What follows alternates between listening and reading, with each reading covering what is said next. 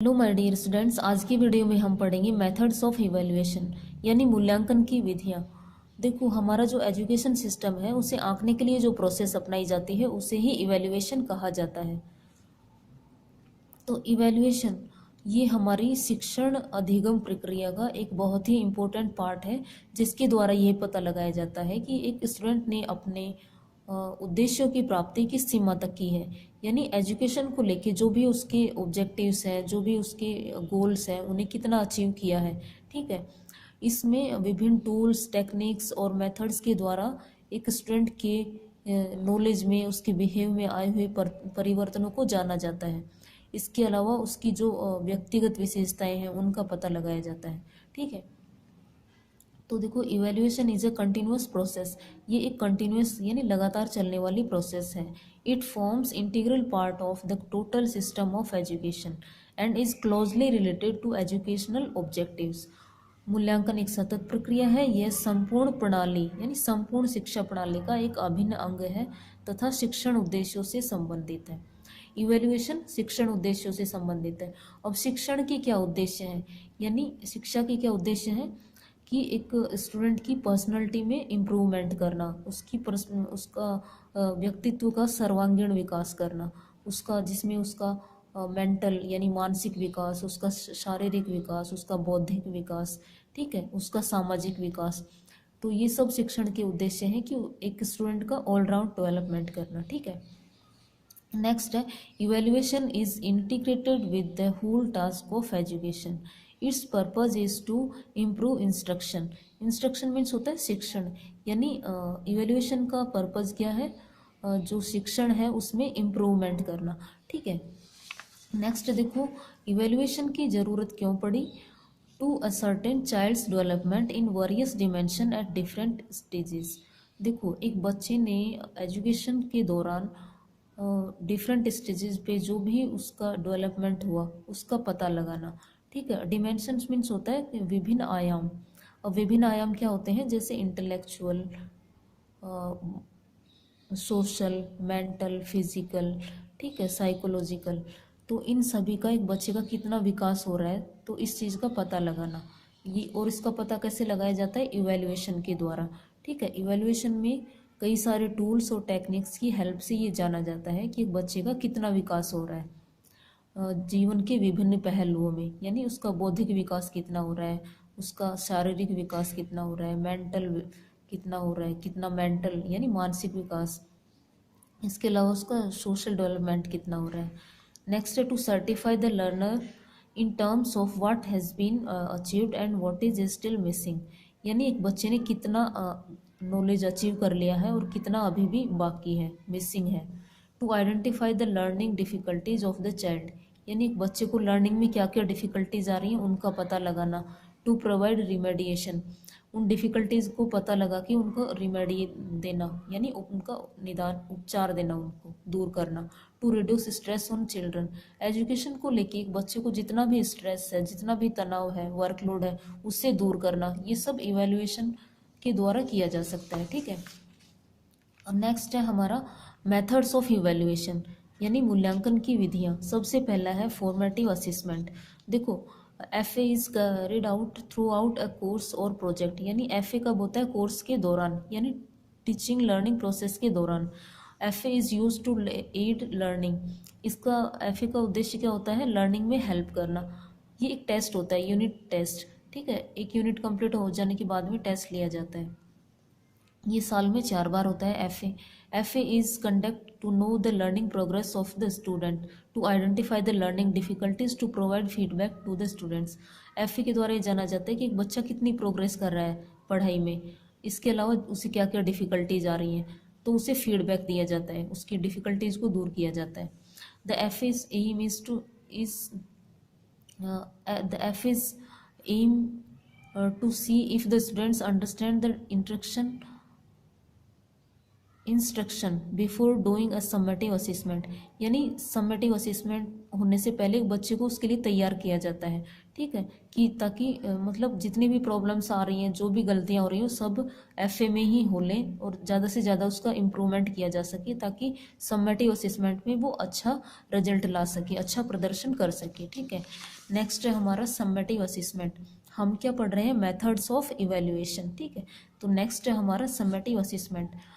ऐसे ही generally carried out at the end of a course, ये कोर्स के एंड में होता है, यानी फर्स्ट टर्म में भी ये एंड में होगा और सेकेंड टर्म में भी एंड में।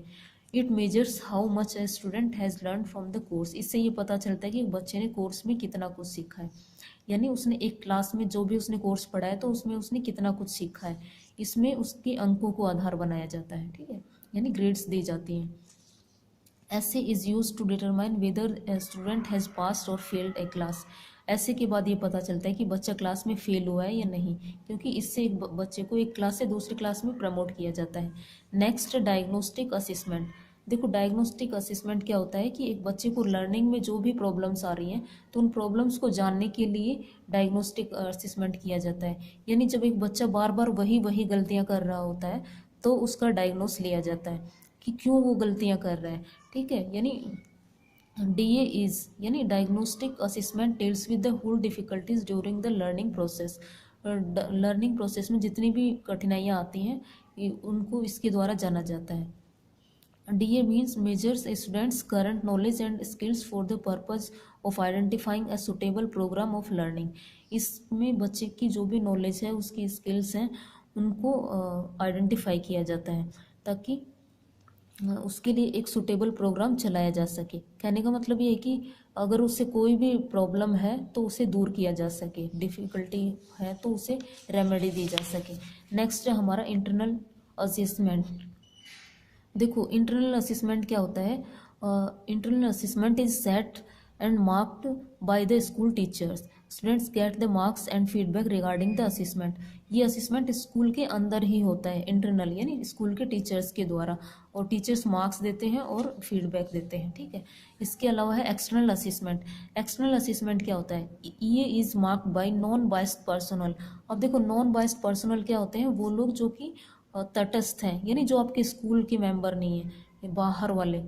देखो जैसे साइंस वाले बच्चे होते हैं, उनकी असाइनमेंट होते हैं, प्रोजेक्ट्स होते हैं, उन्हें चेक करने के लिए एक्सटर्नल्स आते हैं, है ना। इसी तरह से जैसे बीएड में जब फाइनल लेसन्स होते हैं तो एक्सटर्नल्स आके उन्हें चेक करते हैं, तो वो होता है एक्सटर्नल असेसमेंट, यानी जो बाहर के लोगों के द्वारा किया जाता है, ठीक है। नेक्स्ट है हमारा टूल्स ऑफ इवेल्युएशन। अब देखो टूल्स ऑफ इवेल्युएशन इन्हें 2 पार्ट्स में डिवाइड कर रखा है, क्वांटिटेटिव और क्वालिटेटिव, ठीक है। क्वांटिटेटिव में एक स्टूडेंट के अंकों को आधार बनाया जाता है, यानी ग्रेड्स या मार्क्स दिए जाते हैं। क्वालिटेटिव इसमें बच्चे के गुणों को आधार बनाया जाता है, ठीक है। तो पहला है क्वांटिटेटिव, इसको 3 पार्ट्स में डिवाइड कर रखा है, ओरल टेस्ट, रिटन टेस्ट और प्रैक्टिकल टेस्ट। ओरल टेस्ट क्या होता है, मौखिक टेस्ट, यानी एक बच्चे से क्वेश्चंस पूछ के उसके ज्ञान को जाना जाता है कि उसने कितना उसे आता है। रिटन टेस्ट, इसे पेपर पेंसिल टेस्ट भी कहा जाता है, ठीक है। इसमें बच्चे का रिटन टेस्ट लिया जाता है। Next practical. अब प्रैक्टिकल आपको पता ही है, जैसे साइंस वाले बच्चे हैं वो प्रैक्टिकल वगैरह करते हैं, प्रायोगिक कार्य, ठीक है। नेक्स्ट है हमारा क्वालिटेटिव इवैल्यूएशन। अब इसमें एक बच्चे के गुणों को आधार बनाया जाता है, तो इसमें कैसे होता है, इसमें क्या क्या टूल्स हैं, cumulative records, anecdotal records, observation, checklist और रेटिंग स्केल, ठीक है। सबसे पहला है क्यूमुलेटिव रिकॉर्ड, यानी संचयी आलेख। प्रत्येक स्टूडेंट का स्कूल में एक रिकॉर्ड रखा जाता है जिसमें उसकी शारीरिक, सामाजिक, मानसिक, शैक्षिक योग्यताएं, उसकी रुचियां, उसका पारिवारिक इतिहास से संबंधित सूचनाएं, उसकी खुद की व्यक्तिगत समस्याएं, इन सभी से संबंधित रिकॉर्ड्स होते हैं जो कि स्टूडेंट की जो भी आगे भविष्य में उसे प्रॉब्लम्स आ रही हैं तो उनमें हेल्प करने में ये सहायक है, क्यूमुलेटिव रिकॉर्ड, ठीक है। नेक्स्ट है हमारा एनेक्डोटल रिकॉर्ड्स। ये क्या होता है, एक छात्र के जीवन की जितनी भी महत्वपूर्ण घटनाएं हैं या जो भी फैक्ट हैं वो इस रिकॉर्ड में रखे जाते हैं ताकि एक स्टूडेंट को आगे भविष्य में परामर्श और जो भी काउंसलिंग में या गाइडेंस में उसे ज़रूरत पड़े तो इससे हेल्प ली जा सकती है एनेक्डोटल रिकॉर्ड से। Next observation. ऑब्जर्वेशन होता है निरीक्षण विधि, यानी एक स्टूडेंट का निरीक्षण किया जाता है उसे बिना बताए चुपचाप छात्र का ऑब्जर्व करता है टीचर, ठीक है। नेक्स्ट है चेकलिस्ट। चेकलिस्ट का मतलब होता है कि एक स्टूडेंट की रुचि, उसकी अभिवृत्ति, उसकी अभिरुचि, उसका उसका भावात्मक पक्ष, इन सभी का मूल्यांकन किया जाता है। चेकलिस्ट में कुछ कथन दे दिए जाते हैं, ठीक है, और स्टूडेंट को उन कथन का हाँ या ना में जवाब देना पड़ता है। तो उसके जवाब के आधार पर टीचर को पता लगता है उसके बारे में, उसके एटीट्यूड, उसका एप्टीट्यूड, उसका इमोशनल एरिया, ठीक है। नेक्स्ट है हमारा रेटिंग स्केल। देखो रेटिंग स्केल क्या होता है, ये बड़ी क्लासेस की स्टूडेंट्स के लिए लिया जाता है। इसमें कुछ कथन दे दिए जाते हैं और उनसे संबंधित कुछ विकल्प दिए जाते हैं जिनके आधार पर एक बच्चे का इवैल्यूएशन होता है। इसके देखो ये तो थे मेन टूल्स। अब इसके अलावा जैसे इंटरव्यू है, डॉक्यूमेंट्री स्टडी है, केस स्टडी है, क्लासरूम क्विजेज हैं, प्रोजेक्ट्स हैं, पोर्टफोलियो, ये सभी टूल्स इसी में आते हैं, इवैल्यूएशन के टूल्स हैं ये सभी। पोर्टफोलियो क्या होता है, इसमें कलेक्शन होता है, कलेक्शन ऑफ वर्क, यानी कि एक स्टूडेंट ने जो भी असाइनमेंट किए हैं अपने स्कूल के दौरान उन सभी को एक फोल्डर में लगा दिया जाता है ताकि ये पता चल सके कि आगे भविष्य में कि उसमें कितना इम्प्रूवमेंट होता गया है उस फोल्डर में उसके असाइनमेंट्स देख के, ठीक है। तो ये थे टूल्स ऑफ इवैल्यूएशन, ठीक है। देखो इस टॉपिक में यदि आपको कोई भी दिक्कत आ रही हो तो मुझे कमेंट सेक्शन में ज़रूर बताना। Okay, thank you.